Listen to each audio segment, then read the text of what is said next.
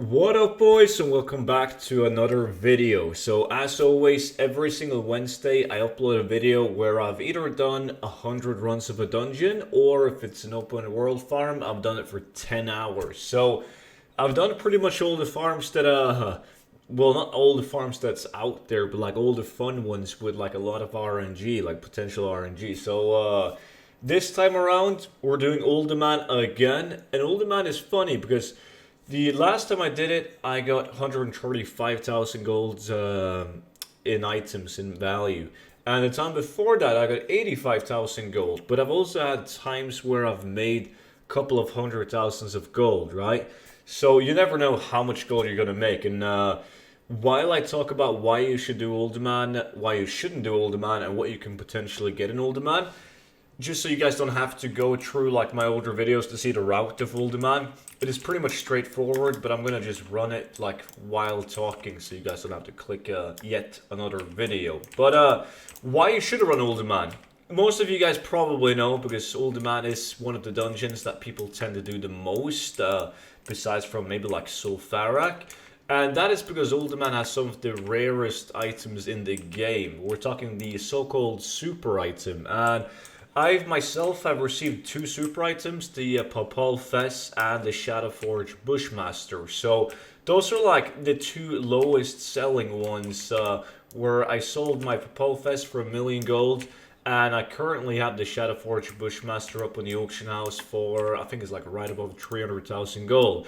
And you also have other items like the Blast Age, and you have the Pendulum, the Miner's Hat, the Digmaster, the Jackhammer. Like, these are items that could potentially go for millions. So that's why people tend to do ULDAMAN. And back when we first started to do ULDAMAN as a transmog farm, we were making insane amounts of gold. Like, the green items in ULDAMAN pretty much suck ass. So you want to get the blue items. But besides from the super items, ULDAMAN has a lot of blue items, that even are like unique mogs. You have like the Excavator's Brand, the Pit's Helmet, Beacon of Hope, the Shoveler, and so on. Like the Jinsu, the Ninja Sword. Like, the appearance of it is not unique, but the way you wield it is it's not unique, but it's rare to find it. So we used to make a lot of gold on those items, but now, since a lot of people have done ULDAMAN for many years now, the items are not that hard to get, like the specific blue ones. We're not talking about the super items, but just like the random blue items that you get from ULDAMAN. So they kind of suck. It went from selling shovelers and excavators brands for like 25,000 gold each, down to like 1,000 gold each. That's how bad it's become, and that is because there's people really hungry for the super items. They just do ULDAMAN after ULDAMAN. There's people who have done thousands of runs of ULDAMAN. Me, myself, I've done way above 1,000. And of course, you're going to get a lot of these items. So the supply is like way higher than the demand. So the prices of the items naturally goes down. And it is really important to open up the chests while running ULDAMAN, because like the chests have a higher chance of containing blue items. And blue items, as I said, is where you make the gold. So make sure, if you don't do it on a rogue, that you bring some sort of way to open up a chest. Like if you have a toon that has like blacksmithing, jewel crafting, inscription, engineering, that way you can have like items that allows you to open up chests. Like me, all I had to do was pick up a level 1 BFA inscription, and I can use these scrolls, like Scroll of Unlocking, to open up the chest. So really important. Like in the long run, it really matters a lot. And that is like the items that you want to get out of ULDAMAN. And you can also get some rare recipes and like patterns and so on, like the Saren Gold Blade, the Rich Purple, a Lesser Parry, Star Belt, and a bunch of blue leatherworking patterns that's like decent. So that's what you want to get from ULDAMAN. Well, when it comes to should you do it or shouldn't you do it, I've always said, like every single time I've done 100 runs of ULDAMAN, I've always told people, do not do ULDAMAN, right? Because the truth is, if you don't get like a Jinsu or the super items, it's really bad. Because like obtaining items is normally not that hard, right? But selling the items is hard. So if you run ULDAMAN, but you're only left with a couple of items and they're not really going for that much, it's hard to to generate sales on it. So ULDAMAN really bad for filling up the auction house.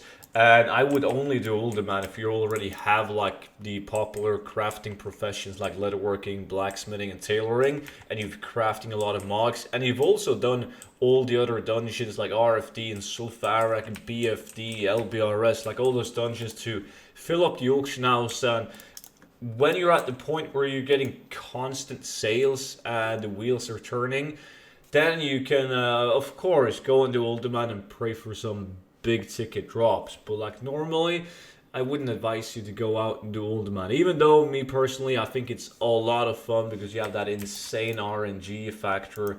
Like you never know what's going to drop. But I wouldn't say that ULDAMAN is good, right? So always make sure you open up this last chest because it has a lot of loot in the table. And when it comes to what I received, so this is my loot from ULDAMAN. I pretty much like kept all the blues, regardless if they're bad or good, right?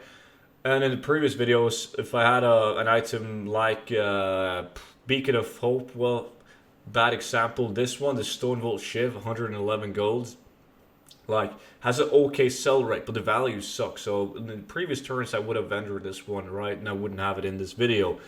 But not this time around. So, Spyro and Feather, I actually got 7 of these. I always tend to sell them. Then I got like the shoveler that I was talking about. I got 2 of these. They have a 9,000 gold market value, and look at the sell rate, it's absolutely insane. Sadly, there's 19 on my auction house, and they go for 1,000 gold. Then we have the Excavator's Brand, also a decent sell rate, but 5,000 gold market value, 240 gold on my realm. On my realm is unique though. There's like 1 billion people hunting for super items, so the prices might be higher on your realm. The Unearthed Bands, 2 of those. The Obsidian Cleaver has an 8,000 gold market value, 900 gold in my realm. And the Beacon of Hope, this one sells pretty fast, 2.6 actually above market value right now in my realm. Then we have the Annealed Blade right here, 4.5k market value, less than 300 gold in my realm. The Energy Cloak sucks. Polished Jazzerant Armor, this is a World Drop Blue. The Leg Arts of the Vault, pretty bad. Pit Helmet sells fast, but like 23 on my auction house, and currently the cheapest one, 369 gold, is just bad. Already went through with this one. The Broken Blade of Heroes, this one has a 42,000 gold market value. I've sold 2 of them for right above 3k. But I would advise you, if you look at the mats, like you could forge this one if you have blacksmithing. It takes 4 steel bars, 4 strong flux, 2 elemental fire, and 2 heavy grinding stone. Like, you can complete this item spending like less than 100 gold, and it's way better to do so. So that's what I've done now. I have a couple of these like forged up on the auction house. Then you have the rod. This one is so bad, 61 gold in my realm. And I actually managed to get a Jinsu. The Jinsu is good shit.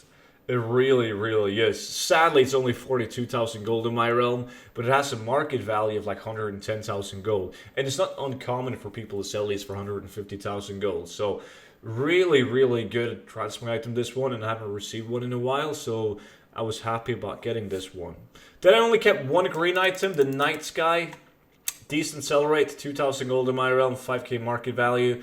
I got 1 schematic, 4k market value, kind of sucks.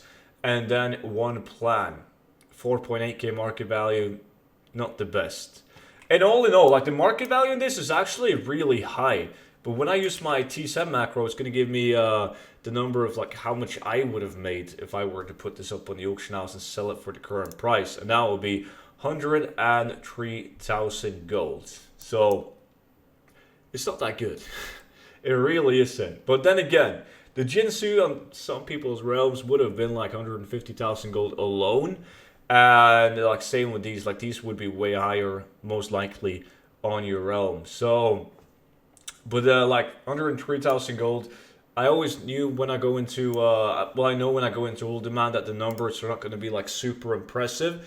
But it's always that thrill of getting like one of the super items. I received 2 of them, and one day I would like to say that I received 1 of each super item out of ULDAMAN. So I'm definitely going to keep on doing more ULDAMAN, and eventually, when I upload a video about 100 runs of ULDAMAN, I'm going to be there with a super item, and I can press my T7 macro. It's going to say a couple of million, so I'm excited for that time.